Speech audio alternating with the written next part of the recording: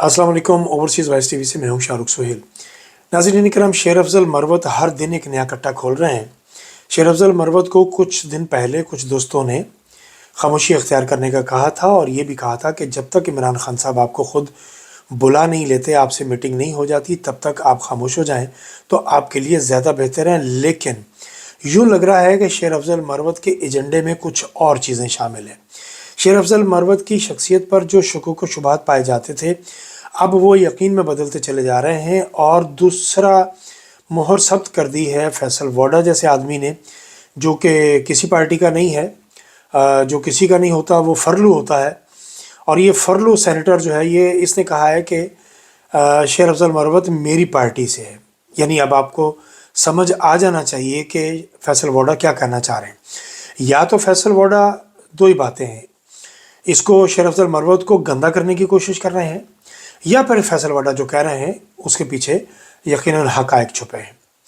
शेर अफजल मरवत ने नवाज शरीफ के हक़ में बात करके और ये कह के कि नवाज शरीफ को जिस केस में सज़ा सुनाई गई है वो गलत है, अगर लगे हाथों, शेर अफजल चूँकि वकील भी हैं, जज भी रहे हैं, अगर लगे हाथों वो इस बात पर भी इजहार कर देते कि वॉल्यूम 10, वो जो वॉल्यूम 10 आज तक नहीं खुल सका, और सुप्रीम कोर्ट में बैठे हुए ये जो बड़ी वर्स्ट क्लास आई है जजेस की, इनमें तो खैर इतना दमखम नहीं है, ये सारे टट्टू भाड़े के टट्टू हैं और ये टाउट किस्म के जजेस आए हैं सारे। इनको अपनी तनख्वाहों को और अपनी मराद को एंजॉय करने का सिर्फ मौका मिल रहा है।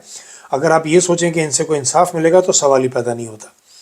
मैं तो एक मशवरा दूंगा कि हर जज के नाम के साथ काजी, मतलब वो जज जो काजी की बाक़ियात में से हैं या काजी के एजेंडे पर काम कर रहे हैं, उनके नामों के साथ काजी ज़रूर लिखा जाए। जैसे कि काजी या अफरीदी, जैसे कि काजी उमर फ़ारूक। तो काजी या अफरीदी को अगर हिम्मत करें वो, तो वॉल्यूम 10 खोल दें। वॉल्यूम 10 जिस दिन खुल जाएगा, आप यकीन कीजिए नवाज शरीफ उस दिन खुदकुशी कर लेगा।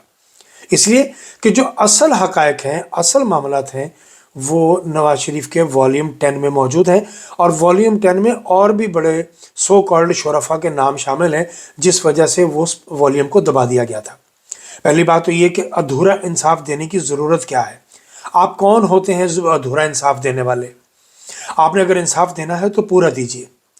अगर नवाज शरीफ के ख़िलाफ़ आपने फ़ैसला दिया था और आपने अकामा पर फ़ैसला दे दिया, हालांकि पनामा में उनकी सारी चीज़ें शो हो चुकी थी और ये किसी पाकिस्तानी ने नहीं की थी, ये एक इंटरनेशनल जर्नलिस्ट का एक ग्रुप था जिन्होंने ये सारा कुछ मंजर आम पर वो लेके आए थे। इसमें किसी पाकिस्तानी का कोई कमाल नहीं था, ये इंटरनेशनल सतह पर, और इसमें बेशुमार लोगों के नाम आए थे। पाकिस्तान से सैकड़ों लोगों के नाम थे, लेकिन बाकी तमाम लोगों के नाम क्यों नहीं आए? उन लोगों को अदालतों ने क्यों नहीं बुलाया? अगर जस्टिस या अफरीदी समझते हैं कि वो वाकई इस दौर के बड़े अच्छे मुनसफ हैं, तो बुलाएं ना बाकी लोगों को भी और उनका भी फैसला करें। उनसे पूछें कि पनामा में ऑफशोर कंपनीज आपने बनाई और पैसा कैसे मुंतकिल किया। और नवाज शरीफ को अकामा पर सज़ा नहीं हुई। पहली बात तो ये है कि आप पाकिस्तान के एक बड़ी पोस्ट पर बैठे हुए हैं, आप पाकिस्तान के माई बाप बन के बैठे हुए हैं और बेटे से आप तनख्वाह नहीं ले रहे। बेटे की फर्म में आप नौकरी कर क्यों रहे हैं? आपको तो कानून इजाज़त ही नहीं देता कि आप किसी जगह नौकरी करें, चाहे वो बेटे की फर्म ही क्यों ना हो। ये बात आपको कोई नहीं बावर कराता, कोई नहीं कहता ओ जी अकामे पे सज़ा दे दी, अकामे पे सज़ा दे दी। ये भी तो बताओ ना कि अकामे पे सज़ा हुई क्यों, ये कोई नहीं बताता। खैर, मैं अपनी बात पर वापस आता हूँ कि वॉल्यूम 10 खोला जाए। वॉल्यूम 10 जिस दिन खुल जाएगा, पाकिस्तान में बहुत से बड़े लोगों की मौत वाक़या हो जाएगी। इसी डर से ये लोग वॉल्यूम 10 नहीं खोल रहे। नवाज शरीफ के बारे में मैंने कल भी कहा था कि बीमारी की खबरें सुनने को आ रही हैं। खैर, बीमार शुमार उन्होंने क्या होना है, बेपनाह पैसा है इन लोगों के पास, लेकिन अल्लाह के कामों में तो खैर बंदा दखल नहीं दे सकता ना। जब अल्लाह की तरफ से कुछ होना है तो फिर हो के रहना है, और अगर अल्लाह की तरफ से कुछ नहीं होना तो फिर चाहे आप हेलीकॉप्टर की पेट्रोल की टैंकी में आप रेत डाल दो और चाहे आप वज़ीराबाद में गोलियां चला दो, फिर अल्लाह अपने बंदे को बचा लेता है। लिहाजा शेर अफजल मरवत अगर थोड़ा सा हौसला करें तो बताएं कि वॉल्यूम 10 में क्या है, वरना मेरा अभी भी मशवरा है कि शेर अफजल मरवत को खामोशी इख्तियार करनी चाहिए। अच्छा जी, दूसरी बार फजल रहमान ने फिर अपनी बात दोहराई है और कह रहे हैं कि अगर 5 से 7 बलूचिस्तान के अलहदगी का ऐलान कर दे तो यूएनओ उसको मान लेगा, यानी वो सब मोर सब्त कर देंगे कि ठीक है बलूचिस्तान अलहदा मुल्क बन जाएगा। बलूचिस्तान को अलहदा मुल्क बनाने के लिए एक तवील अरसे से طاقتیں جو ہیں وہ پورا زور لگا رہی ہیں صرف اس لیے کہ بلوچستان کی معدنیات کے بارے میں، بلوچستان میں تیل اور گیس کے ذخائر کے بارے میں پاکستانیوں کو اصل حقائق سے آگاہ ہی نہیں کیا جاتا۔ یہاں تک کہ بلوچستان کے اپنے عوام کو نہیں پتا کہ ان کے صوبے میں اللہ تعالیٰ کی دی جانے والی کتنی نعمتیں موجود ہیں۔ آپ انٹرنیشنل پریشر میں آ کے بلوچستان سے تیل نہیں نکالتے، آپ گیس نہیں نکالتے۔ رہ گیا خالی ایک ریکوڈک کو دیکھ لیجئے کہ ریکوڈک میں سینکڑوں ارب ڈالر کا سونا ہے، جو ایک ڈیڑھ ارب ڈالر لینے کے لیے انہوں نے بہت کم نرخ پر اس کو سعودیہ کو بھی کچھ شیئر دے دیے ہیں۔ یعنی عرب ممالک سے آپ توقع لگا کے بیٹھے ہوئے ہیں۔ عرب ممالک کبھی بھی آپ لوگوں کے حق میں بات نہیں کریں گے۔ گوادر پورٹ بننے کی سب سے زیادہ مخالفت کس نے کی تھی؟ عرب ممالک نے، اس لیے کہ اگر گوادر پورٹ صحیح آپریشنل ہو جائے تو یہ جو دبئی کی پورٹ ہے یا باقی جو ملکوں کی عرب ملکوں کی پورٹ ہے یہ برباد ہو جائیں گی۔ لہٰذا وہ نہیں چاہتے کہ ہمارے ملک کی پورٹ بنے، اور ہمارا المیہ یہ ہے کہ ہم اپنے ملک کے کوئی فیصلے خود کر ہی نہیں سکتے، اس لیے کہ ہم بنیادی طور پر منگتے ہیں، ہم بھیکاری ہیں۔ اور بھیکاری کون ہے؟ عوام بھیکاری نہیں ہے، ہمارے حکمران بھیکاری ہیں۔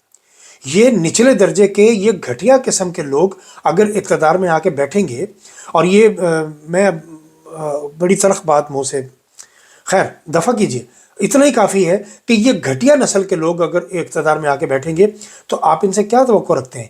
یہ بنیادی طور پر بھیکاری خاندانی تھے پچھلے دور میں۔ آپ ان کا شجرہ اٹھا کے دیکھ لیجئے، یا گلیوں میں آپ کو بھیک مانگتے ان کے بڑے نظر آئیں گے۔ لہٰذا مانگنے کا سلسلہ جاری رہے گا۔ ایک ارب ڈالر کے لیے بھیک مانگتے پھر رہے ہیں اور شور مچا رہے ہیں کہ معیشت آسمان پر چلی گئی۔ معیشت پتہ نہیں ہم نے کیا کر دیا، کسی چیز کی پرائز کم نہیں ہوئی۔ کیا پیٹرول کم ہو گیا؟ کیا آ گیا واپس 150 روپے پہ پیٹرول؟ کیا آ گیا 120 روپے پہ ڈالر؟ اگر یہ نہیں ہوئی نا دو چیزیں تو کوئی بھی چیز کم نہیں ہوئی۔ یہ جھوٹ بول رہے ہیں، ڈنڈورا پیٹ رہے ہیں کہ مہنگائی جو ہے وہ پاکستان کی تاریخ کی کم ترین سطح پر آ گئی۔ وہ یار خدا کا نام لیں، آپ نے خدا کو شکل بھی دکھانی ہے۔ وہ اعظم نذیر تارڑ جیسے آدمی، یار بندہ کیا ان کی بات کرے؟ یہ بندہ اتنا بڑا کاسا لیس ہوگا اس کا اندازہ ہی نہیں تھا۔ وکلا میں کالی بھیڑیں تو بے پناہ ہیں، لیکن اس بندے نے عاصمہ جہانگیر کی لیگیسی کو جس طرح سے روندا ہے، اس کی مثال بھی نہیں ملتی۔ اور میرا خیال ہے کہ عاصمہ جہانگیر کے گروپ کو چاہیے کہ وہ اس کو اٹھا کے باہر پٹخیں۔ یہ بہت بڑا خوشامدی، بہت بڑا کاسا لیس ہے، خاندان شریفہ کا معمولی سا ملازم ہے، اور یہ اپنے آپ کو بہت بڑا وکیل سمجھتا ہے۔ یہ انتہائی نالائق ترین آدمی ہے، اور یہ اپنے مفادات کے لیے ہی سب کچھ کر رہا ہے، اس سے زیادہ کچھ نہیں۔ یہ اچانک بیچ میں اعظم نذیر تارڑ کا نام آ گیا تو مجھے یہ بات کرنی پڑی، ورنہ میں آپ کی توجہ اس جانب مبذول کرا رہا تھا کہ فضل الرحمان یہ بار بار کیوں بات کر رہے ہیں۔ اب اس کی دو وجوہات ہیں، ایک تو یہ کہ فضل الرحمان بلیک میل کر رہے ہیں نظام کو، یا دوسری بات یہ کہ وہاں کے حقائق یہی ہیں جس کا ادراک ان کو بہت پہلے سے تھا، لیکن وہ اعلان اب کر رہے ہیں۔ یعنی فضل الرحمان اگر یہ چاہ رہے ہیں یا کہنا چاہ رہے ہیں کہ بلوچستان الگ ہو سکتا ہے، تو وہاں پر تو ماحول بنا ہوا ہے۔ بلوچوں کے ساتھ جو ہو رہا ہے، کیا ہم ان کے ساتھ اچھا کر رہے ہیں؟ میں آج آ کے پھر اس بات پر آتا ہوں کہ پنجاب سب سے بڑا صوبہ ہے۔ اول تو پنجاب کے 3 صوبے ہونے چاہیے، ایک پٹھوار کا ہزارہ صوبہ ایک بننا چاہیے، ایک صوبہ سرائکی بننا چاہیے، اور ایک پھر سینٹرل پنجاب کا ایک صوبہ ہونا چاہیے۔ تب جا کے اس کا زور ٹوٹے گا کہ آپ یہ جو زیادتی کرتے ہیں دوسرے صوبوں کے ساتھ، اس کا پھر ازالہ ہو سکے گا۔ ورنہ سارے کا سارا دیکھیے، کرتے تو چند لوگ ہیں، اور یہ چند لوگ کون ہیں؟ جو اغیار کے ہاتھوں میں کھیلتے ہیں، جو ایجنٹ ہیں سامراجی طاقتوں کے، کرتے تو وہ ہیں، لیکن بدنامی کس کی ہوتی ہے؟ پورے پنجاب کی۔ مجھے ایسے دوستوں کی محفل میں بیٹھنا کا موقع ملتا ہے جو پورے پنجاب سے نفرت کرتے ہیں، صرف اس لیے کہ ان کے ساتھ زیادتی ہوئی ہے، اور زیادتی کرنے والے کون ہیں؟ ان کا تعلق پنجاب سے ہے۔ اب پاکستان کے تمام بڑے ادارے جتنے بھی ہیں، ان سب میں زیادہ تر دیکھا جائے تو پنجابی ہیں۔ اب آپ سندھ میں اٹھا کے پنجابی کو پوسٹ دے دیتے ہیں، یا بلوچستان میں جا کے پنجابی کو پوسٹ دے دیتے ہیں، خیبر پختونخوا میں پوسٹ پنجابی کو دے دیتے ہیں، تو ان لوگوں کا تو حق مارا جاتا ہے نا۔ وہاں کا جو پڑھا لکھا بچہ ہے، پڑھا لکھا طبقہ ہے، جو ڈگری لیے نوکری کے لیے در بدر پھر رہا ہے، جب آپ اس کو پوسٹ نہیں دیتے اور کسی پنجابی کو وہاں ایڈجسٹ کر دیتے ہیں، تو کیا پھر ان کا نفرت کرنا نہیں بنتا؟ وہ حق بجانے میں نفرت کرنے کے لیے پنجاب سے اتنی نفرت کیوں ہے؟ کبھی سوال تو کیجئے، کبھی اپنی گریبانوں میں تو جھانکیے۔ اور آپ یقین کیجئے، حالات جس جانب جا رہے ہیں نا، مجھے تو لگ رہا ہے کہ پنجاب ہی رہ جائے گا۔ اگر ہم لوگوں نے اپنی ضد نہ چھوڑی تو یہ لینڈ لاک ایک کنٹری ہوتا ہے نا، جس طرح دنیا میں بہت سے ممالک ایسے ہیں جن کے سراؤنڈنگ میں سارے دوسرے ممالک ہیں، ان بیچاروں کی نہ اپنی کو پورٹ ہے، نہ کوئی بندرگاہ ہے، نہ کچھ ہے، نہ ان کے پاس سمندر ہے۔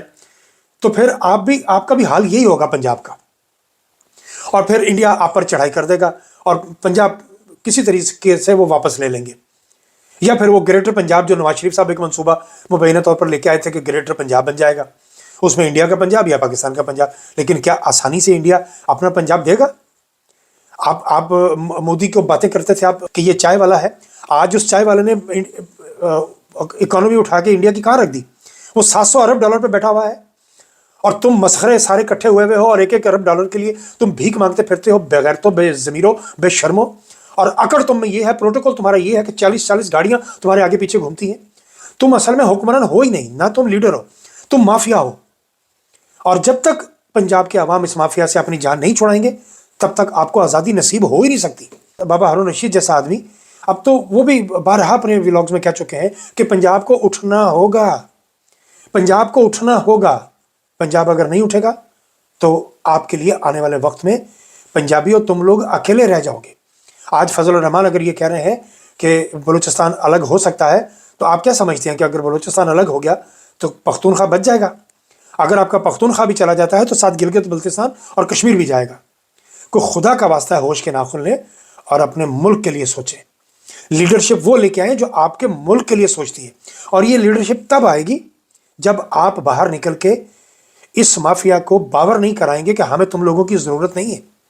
دیکھیے نا، آپ نے وہ خبر دیکھ لی کہ اب مریم کے برابر والے دفتر میں جنید صاحب بیٹھتے ہیں، جنید صفدر، مریم کا بیٹا. اب ایک طرف سے وہ بھی ساتھ وزیر اعلیٰ بنا ہوا ہے، وہ بھی سارے معاملات چلا رہا ہے، اور دوسری جانب بلاول ہے کہ تو وہ وزیر اعظم بننے کے خواب دیکھ رہا ہے. اور اس جعلی اور نوٹنکی وزیر اعلیٰ پنجاب کو، یہ 2 نمبر روتھلیس عورت کو یہ باور کرایا جا رہا ہے کہ تمہارے اندر تو بہت صلاحیتیں ہیں، تم پاکستان کی اگلی وزیر اعظم بن سکتی ہو. اور میں پھر اپنے آقا دو جہاں کا قول دہراتا ہوں کہ وہ قوم کبھی فلاں نہیں پا سکتی جس نے اپنے عورت کو حکمران بنایا. میں بار بار اس بات کا اظہار کرتا ہوں، لیکن بات یہ ہے کہ وہاں پر تو اتنے اولیاء کرام گزر چکے، اتنے مزارات ہیں پاکستان میں، ہم نے ان کی نہیں سنی تو ہم جیسے لوگوں کی کون سنے گا؟ ہم تو گناہ گار لوگ ہیں. میرا خیال ہے کہ پنجاب کو اپنے لیے سوچنا پڑے گا، ورنہ بہت دیر ہو جائے گی. اور اس بات کا اندیہ بار بار آپ کو فضل الرحمان دے رہے ہیں. فضل الرحمان سے میں تو خیر کبھی زندگی میں کسی قسم کی نہ پہلے امید رکھتا تھا نہ اب رکھتا ہوں. میں نے کل کے ولاگ میں کہا تھا کہ گرینڈ الائنس ضرور بنائیں، لیکن فضل الرحمان سے بچ کے چلیں. اس بندے کو شامل نہ کیجیے گا. یہ بندہ دوسروں کو صرف خوار کرنے کے لیے دنیا میں آیا ہے. جس کا اپنا باپ کہتا تھا کہ یہ میری باتیں سن کے دوسروں تک پہنچا دیتا ہے، جو اپنا باپ کا نہیں بن سکا وہ ہمارا کیسے بنے گا؟ دوستو، ابھی تک کے لیے اتنا ہی، باقی باتیں اگلے ولاگ میں. اگر آپ مناسب سمجھیں تو چینل کو سبسکرائب کر لیجئے، اپنے دوستوں کے ساتھ شیئر کر دیجئے، اور گھنٹی کا بٹن ضرور دبا دیجئے. بہت شکریہ.